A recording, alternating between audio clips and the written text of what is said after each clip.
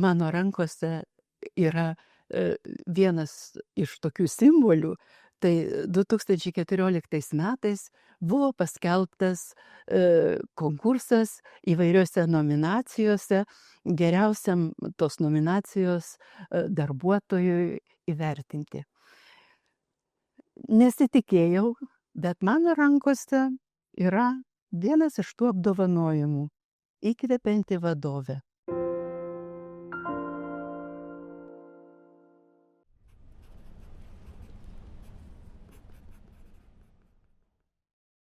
Tai Leokadija, pabandykim dabar grįžti laiko mašina 50 metų atgal, kai jūs jauna studentė baiginėjat Vilniaus universiteto chemijos specialybę. Kokie pasiūlymai, kokios mintis, į kurią pusę keliauti, kokią profesinę karjerą siekti? Labai gerai atsimenu tą balandžio dieną, kai fakulteto skelbimų lentoje buvo iškabintos visos siūlomos darbo vietos. Peržvelgiau, atmečiau iš karto gamyklas ir tuos institutus, kur buvo vykdomi moksliniai darbai, kur slaptumo grifas, ir kadangi buvau ansamblietė, šokėja, žinau, kad teks važiuoti į užsienį ir tai bus neįmanoma. Ir tiesiog ieškojau labiau galbūt su kultūra susietos įstaigos ir staiga Mokslo akademijos biblioteka. Žalio supratimo nežinojau, ką ten darysiu, bet pagalvojau, aplinka tai bus tikrai kultūringa. Juolab, kad jau pats pastatas, aš nuo vaikystės labai gerai žinojau, kadangi gyvenau Kalvarijų gatvėj ir visą laiką mano keliai eidavo pro šitą pastatą, kiemas viliojo kvepiančiom alyvom. Ir kada atėjau į jau skirstymo komisiją, kaip dabar atsimenu, prorektorius Sudavičius sako, tai vaikeli, tai ką tu ten darysi? O iš 75 studentų aš ėjau 7 pagal pažangumą, taip kad rinktis tikrai galėjau.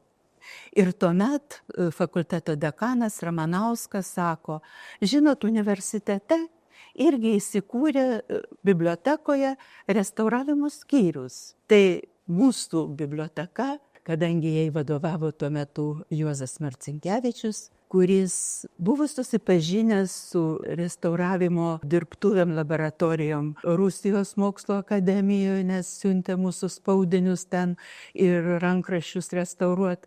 Jis išsiuntė pareikalavimą chemikui, kad atėjęs dirbti biblioteką įkurtų restauravimo skyrių. Štai taip aš atsidūriau bibliotekoje ir tai mano atėjimas liudija, bet ir dabar tas baltas chalatas. Su mano atėjimu bibliotekoje atsirado balti chalatai.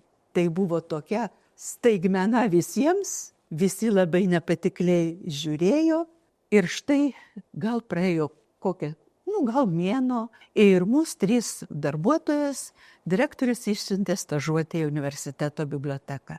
Mes 3 mėnesius ten stažavomės, mokėmės, aš daugiau kaip chemikė, su chemikė bendravau, bet ir kitos darbuotojas tiesiog mokėsi elementarių restauravimo metodikų, nes tai yra pradžia. Tai iš tikrųjų, jeigu prisiminti tuos senus laikus, tai mokyklų, kurios suruoštų restauratorius, specializuotus restauratorius iš tikrųjų nebuvo. Viskas vyko taip, stažuočių metu. Taip.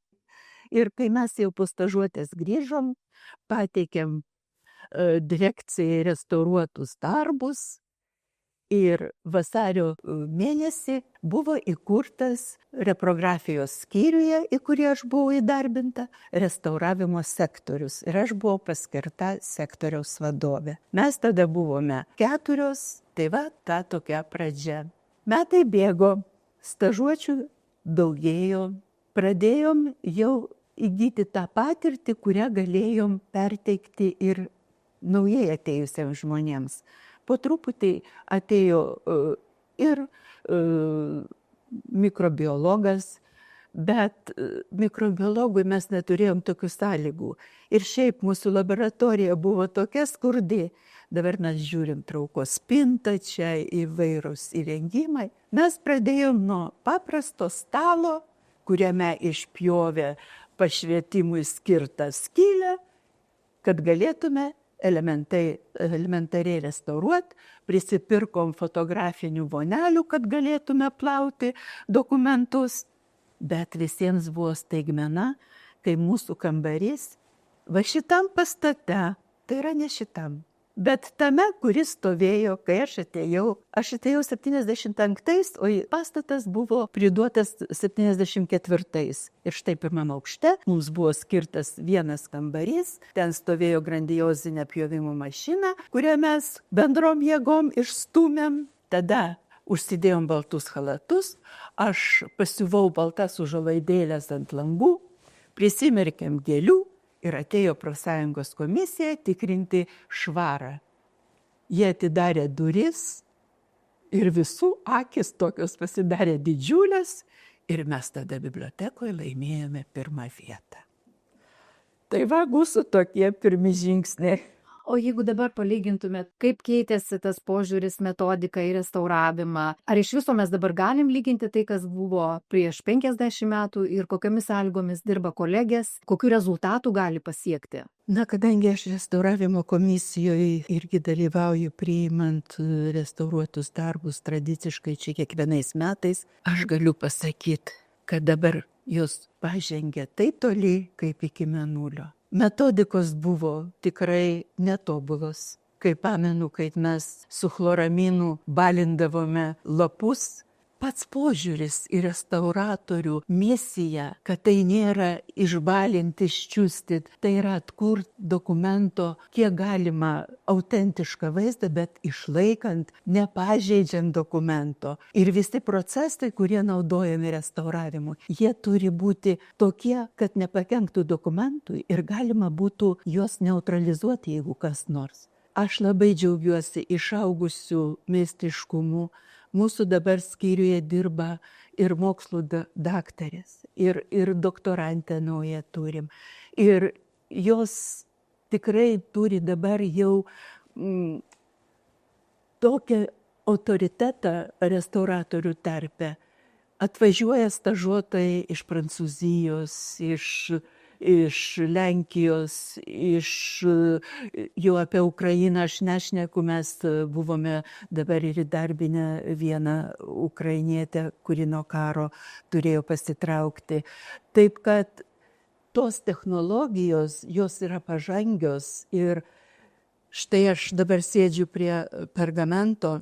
Kai mes pradėjome dirbti apie tokį aukštų technologijų darbą, mes net neįsivaizdavome. Mūsų darbuotojas, kada nuvažiavo į Torunę stažuotis ir tai buvo pirmos pamokos, kaip restauruoti pergamentus, tekdavo kai kuriuos atskirus nedidelius pergamentus restauruoti ir man. Pergamentas yra tiek unikalus dokumentas, kad tai yra specifinės žinios. Ir technologijos jos dabar jau tiek sparčiai pažengusios, kad galima statyti ir vaškinius antspaudus ir išlyginti. Bet vėlgi matot, restauratorius moka labai gerai pritaikyti įvairius presavimo būdus, tokius netipiškus, įvairius pagalbinius elementus. Bet šis darbas be kūrybiškumo neįmanomas. Ir kai aš atėjau dirbti, aš labai mėgau megzti rankdarbius ir visi paskui juokėsi, kad aš užkeičiau visą skyrių ir mes visos vaikščiodavo apsimesgusios nuo galvos iki kojų. Tai kažkas ir juokdavosi. Sako, jį renka į savo skyrių žmonės, kurie moka megzti, kurių rankos yra labai jautrios tokiems darbams. To ir reikia. Reikia ir susitelkimo, reikia ir pareigingumo, kruopštumo, atidumo. Na, žodžiu, tiek daug savybių, nes restauratorius ir tiksliųjų mokslo atstovas, ir menininkas, kūrėjas, nes dokumentas tai yra labai sudėtingas būna, kur daugybė yra struktūrinių elementų, juk yra knygos įrišas, yra kaptaliai, yra įvairios rišimo technologijos. Visa tai, o popieriaus sudėtis, o rašalo sudėtis. Dabar mūsų restauratorė su tuo susidoroja labai puikiai, nes mokslų daktarė Aušrelė Čiuladienė, jinai savo laboratorijoje dabar daro tyrimo stebuklus. Ir paskui palengvina restauravimo procesą. Tai be abejo.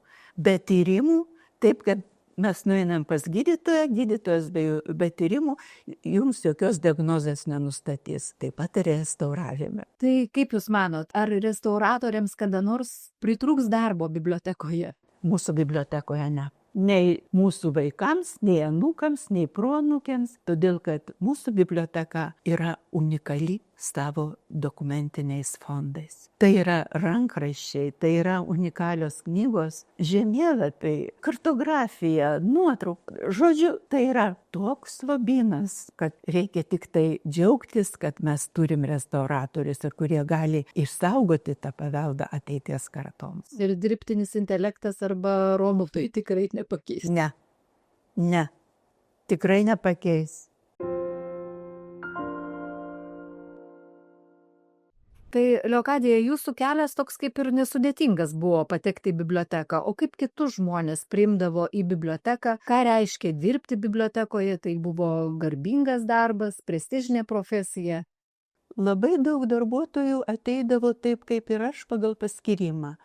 Kadangi universitete buvo ruošiami bibliotekininkai bibliografai, ir jie ateidavo į praktiką. Jau kada pradėjau dirbti mokslinę sekretorę, aš pati vadovavau praktikai ir žinau, kad tai yra labai geras būdas suinteresuoti darbuotoją. Ir jis jau per praktiką pažindavo bibliotekos struktūrą, technologinius procesus ir mielai likdavo. Taip, kad dauguma ateidavo taip, bet būdavo taip, kad jeigu reikėdavo kažkokios pareigybės, tarkim, istoriko.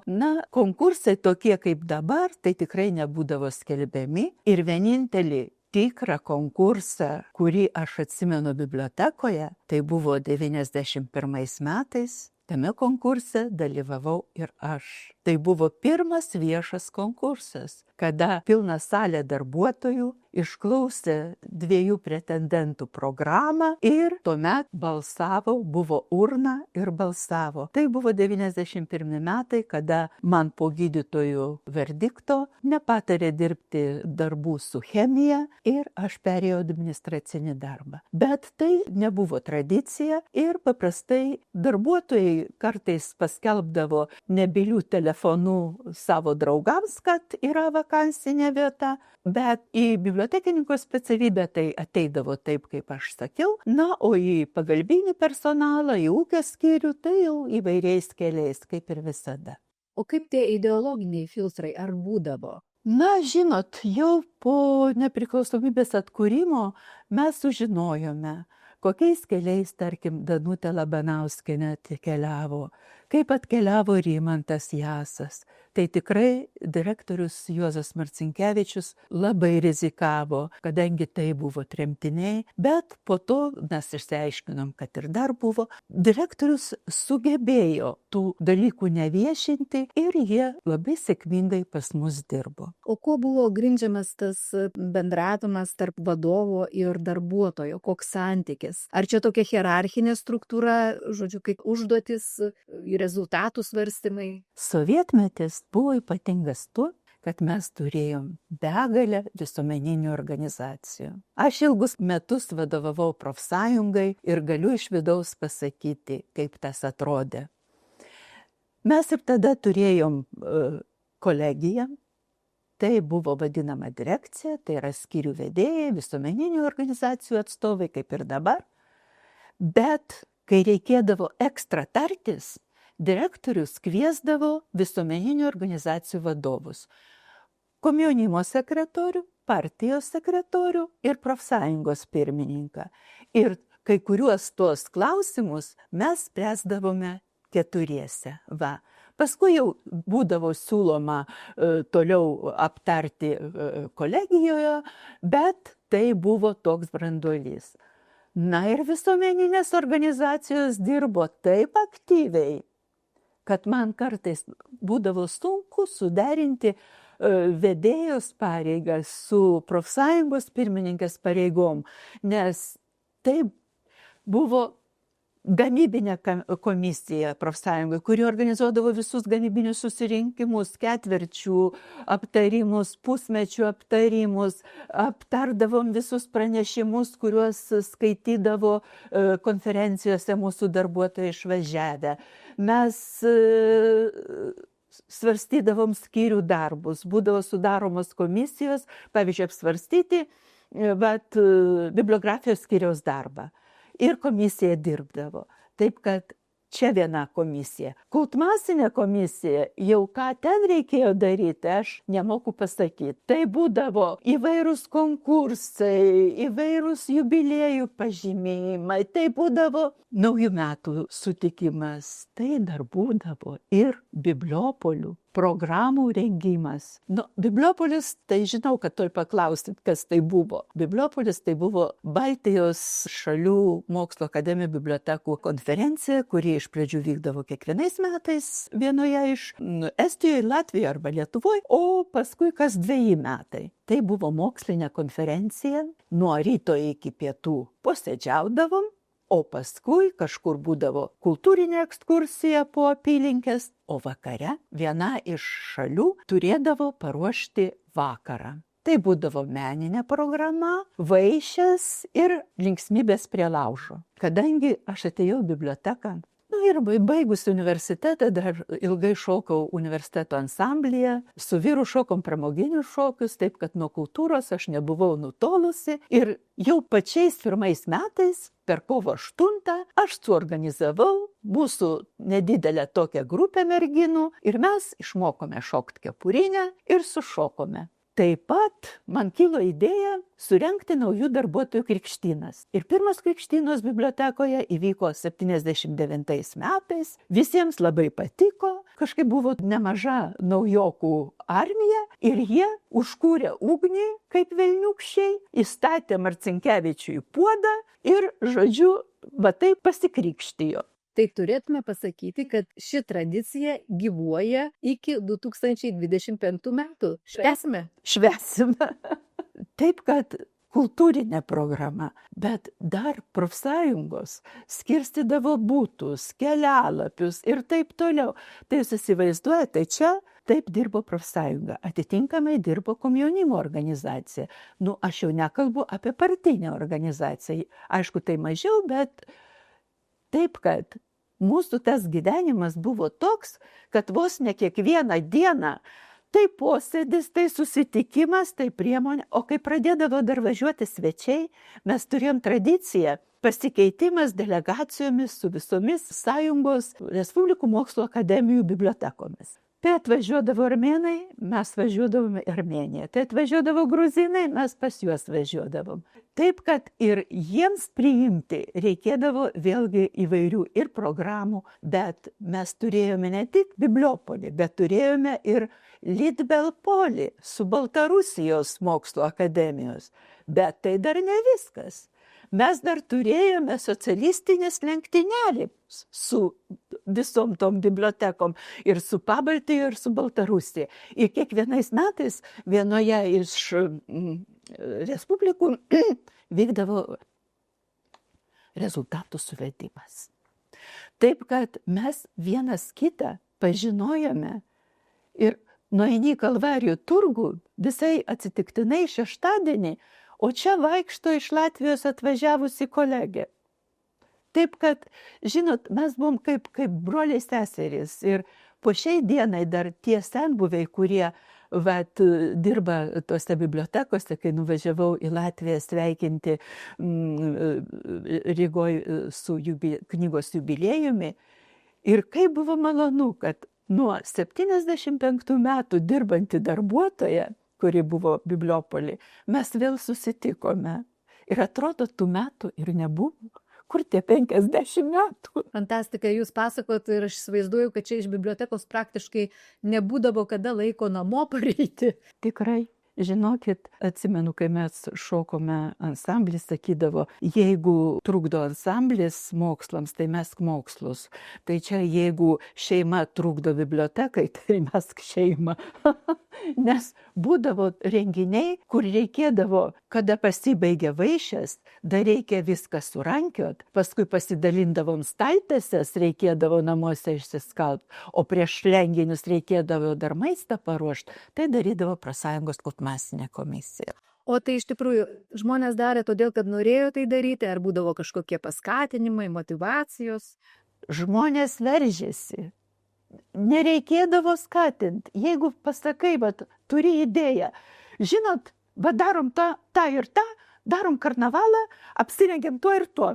Viskas, tai buvo šventa. Ir kokie buvo išradingi žmonės. O aš tai prieš, dar kada prasidėjo rekonstrukcija, atsimenu, vienais metais pasiūliau, gal padarom taip ir taip.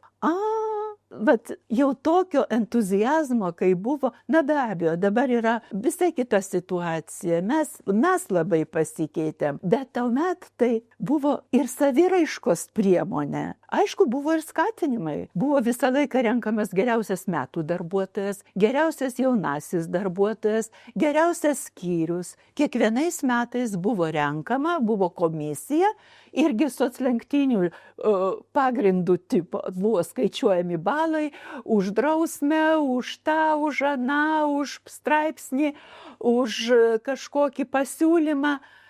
Viskas buvo apskaičiuojama balais ir būdavo skelbiami prizininkai ir gaudavo premijas. Tai va, taip kad skatinimas buvo. O tas gėdos lenta kokia ar buvo?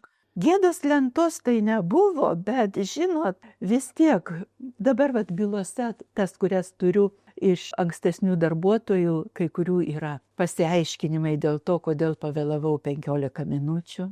Nes mes turėjome ir liaudės kontrolės grupę, kuri tikrindavo drausmę. Kartais direktorius paprašydavo Profsąjungos irgi, kad pagelbėtų. Esu ir aš vieną kartą kliuvusi, nes išėjau pro vienas duris, o atėjau pro kitas, todėl kad turėjau ekskursiją vesti. O tie, kas žiūrėjo pro aną langą į kiemą, nepastebėjo manęs grįžtančios. Taip kad turėjau pasiaiškinti, kodėl. Taip kad dėl šitų dalykų tikrai mes labai stengiamės dėl jau pavėlavimai, tik tai su jau tokia rimta priežastimi. Na, ir dirbdavom iki 6 ir 6 valandą išeidavom. Taip kad tas tai buvo. Drausmė buvo. Buvo. Pabandykim apibendrinti 50 metų darbo stažo. Iš tikrųjų, ar įmanoma keliais sakiniais apibūdinti, kas tilpo į tuos metus? Tilpo labai daug. Bet pradžia, praktiškai šitam aukšte. Va čia aš atėjau, tais laiptais pakilau, bet tai buvo visai kitas pastatas. Tai pastatas stovėjo, krovėsi knygų, pradėjo skilt sienos, mano akise pastatą griovė, man tiesiog per širdį ėjo, todėl kad, lygtai tavo gyvenimas praėjo, bet vėl pradėjo dygti sienos ir stebuklas, kad vėl dirbu būtent šitam pastate, bet tik 5 aukšte. Taip, kad viskas logiška, pakilau iš apačių į viršų. Leokadija, jūsų ilgamečio stažo paslaptis vis tik tai, kaip galima užimti ir pakankamai aukštas pozicijas bibliotekoje ir išlikti darbuotojų mylimai? Turbūt paprasčiausiai būti savimi, nes kai esi toks, koks esi, natūralus, esu empatiška, žmonės myliu. Ir nors ne visada tą patį gaunu atgal, įvairiai gyvenime buvo. Įvairiai buvo ir bibliotekoje, bet niekada neatėjo mintis palikti. Nors viliojo. Viliojo ir enciklopedija, viliojo ir administracinis darbas, bet aš nepasidaviau ir išlikau bibliotekos žmogumi. Tai galima sakyti, kad jūs tų metų neskaičiavote? Jie praėjo, aš iš vis esu pastovus žmogus. Man 75 metai tai buvo tokie ypatingi. 75 metais baigiau universitetą, po mėnesio ištekėjau, dar po mėnesio atėjau dirbti, mes su vyru atšventėme auksinės vestuves, o 50-metį atšvenčiau su savo kolegom bibliotekoje. Tai čia kaip ir laimingo žmogaus receptas, pastovumas. Na, tarkim taip. Gyvenime buvo ir liūdnų momentų, ir netekčių, kaip ir kiekvienas žmogus, bet aš matyt esu, tokia optimistė, kad, praeina ta diena, juk žinai, kad ateis kitos dienos ir tu reikalingas ir šeimai, reikalingas savo kolektyvui, bibliotekai ir tiesiog nesustingsti toj pozicijai, o žvelgi į priekį. Ir turbūt prasmės matymas šito darbo. Taip. Jeigu nebūtų prasmės, jeigu nejausčiau, kad esu reikalinga, tai tikrai būtų turbūt kitaip. Bet, kaip mano anūkėlė sakė, močiute, bet kas bus, jeigu tavęs nebus, o kur sekmadienio pietus? Žodžiu, kaip galvoji, kad žmonės iš tavęs kažko tikisi. Ir jeigu tu tai gali padaryti, jeigu tau nereikia kažkokių pastangų, tai viskas yra natūraliai. Tai va, taip natūraliai ir gyvenau 50 metų.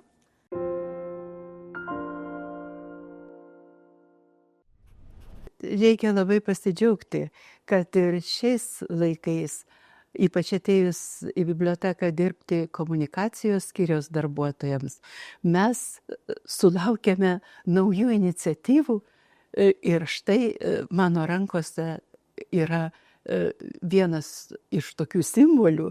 Tai 2014 metais buvo paskelbtas konkursas įvairiose nominacijose, geriausiam tos nominacijos darbuotojui įvertinti.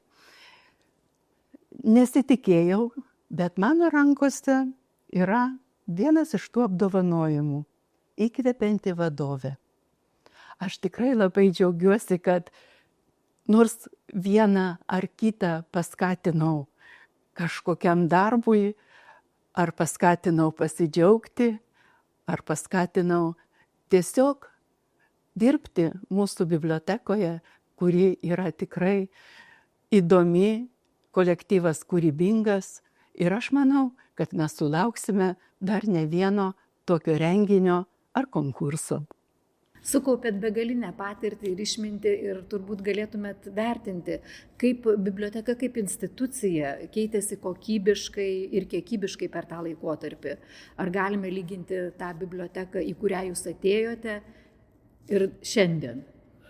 Žinot, ta biblioteka, į kurią atėjau, jinai jau tokia nebus, nes pasikeitė žmonės, pasikeitė technologijos. Galų gale mes visą laiką su kiekviena diena vis žengiam žingsnį pirmin. Bet kai kurios tradicijos yra išlikusios ir iš anos bibliotekos. Bet tai, ką mes turim dabar, tai yra šiuolaikiška. Aš nebejoju, kad kai mes pabaigsim rekonstrukciją, bus viena iš įdomiausių, moderniausių bibliotekų Vilniuje. Ir tuo aš labai didžiuojuosi ir džiaugiuosi. O kaip jaučiate, ar keičiasi bibliotekininko statusas visuomenėje? Kai jūs pasakote, kad dirbu bibliotekoje, kaip žmonės reaguoja, kaip priima, ar tas požiūris jis yra kintantis? Žmonės priima gerai. Kai, man atrodo, ar ne, Dubajuje ėjau su kolegomis po jų labai modernę šiuolaikinę biblioteką ir visi sako, o pas jūs bibliotekoje, ar irgi taip? Sakau, ne, bet greitai bus. Oi, tai jūs turit labai daug žinot. Ta prasme, kad ateina naujos technologijos, bibliotekininko statusas pasikeitė todėl, kad jis dabar yra žymiai reikalingesnis visuomeniai, nes jis yra ne tik fondų saugotojas, bet jis yra informacijos skleidėjas. Jis yra galintis surasti, padėti žmogui ir tam reikia labai daug žinių turėti. Neužtenka, kai buvo ta knygelė anoj lentynoje su mėlynu viršeliu. Dabar paieška yra tokia sudėtinga, kad žmogui gal kuris atėjo pirmą kartą, susigaudyti sunku, bet ateina bibliotekininkas. Ir aš tiesiog žaviuosi mūsų moterim, kaip jos per tą laiką evoliucionavo. Pradėjo nuo Alisės sistemos informacinės, perėjo prie Lybės, paskui perėjo prie Alefo ir dabar sėkmingai perėjo prie Almos. Tai koks dar kitas darbuotojas galėtų pasigirti tokią evoliuciją savo žiniose. Taip, šiais laikais valdyti informaciją tai yra labai svarbu. Taip, dėl to aš sakau, didžiuojasi mūsų žmonėmis ir biblioteka. O kiek žinau, jūs palaikote ryšį su buvusiais darbuotojais. Kokios jų nuotaikos? Mūsų darbuotojai, aišku, laukia, kada bus atidarytas anas mūsų korpusas. Todėl, kad jiems šitie rūmai yra svetimoki. Jie tik tai, kada sutinka čia savą žmogų, arba ateina knygos, kuri reikalinga, bet šitie rūmai neprimena jiems tų visų dienų, emocijų, kokias patyrė tuose rūmuose. Bet labai šiltai atsiliepia apie biblioteką ir kas gali, visuomet, kada paskambinu ir pakviečiu, labai gailiuosi, kad Povilas Saudargas amžinatilsį nesuspėjo ateiti ir liga jį pakirto. Jis negalėjo ateiti mūsų praeitų metų palydas ir paskui mes tarėmės, kad aš jį pasitiksiu, pavedžiosiu po biblioteką, bet nepavyko. Bet visi laukia vėlgi šių metų palydų, taip kad aš tikiuosi, kad sulauksime gausesnio būrio. Kokias tradicijas palinkėtumėt perimti ir naujoms ateinančioms kartoms? Kas yra svarbiausia vis tik tai? Vis tik neužsidaryti vien savo darbo vietoje, neužsidaryti savo darbo skyriuje, o būti visos bibliotekos organizmu. Todėl, kad tik tai tada, kada mes visi vienodai jausime tą biblioteką, gal ir labai daug ir nereikia tų pastangų, paprasčiausia atverti save, bet kviečia tave į kažkokį renginį, ateik. Ir pažiūrėkit, metų palydą, kada susirenka tiek žmonių ir atrodo iš nieko gimsta kažkas gražaus. Taip, kad šitą, ir jeigu įmanoma, tai be abejo mūsų ta sena tradicija ir nepamiršti išėjus senapilin mūsų darbuotojų. Ir aš džiaugiuosi, kad ta tradicija gyvuoja. Ir kiek dar, kaip jau kalbėjom, krikštynos ir mūsų jau veteranų pagerbimas. Taip, kad tos tradicijos, bet kurkime naujas. Galime kurti naujas ir aš neabejoju, kad bus kažkoks ypatingas naujų rūmų atidarymas, naujos ekskursijos. Žmonės dabar taip laukia, kada mes atsiversime, nes mūsų tos ekskursijos ir kada jie pamato, kokius lobius mes čia saugome, tai yra geriausia reklama bibliotekoje. Nes perduodama iš lūpų į lūpas, vakar važiavau su 3 amžiaus universiteto viena klausytoja, sako, kada jūs atsiversit? Taip, kad ir aš labai džiaugiuosi ir dabartinė nauja tradicija, naujus darbuotojus supažindinti su biblioteka, bet ir naujus skaitytojus įtraukti. Taip mes vėl trupučiuką, nors nėra rūmų, bet išplėsim šitų rūmų galimybės.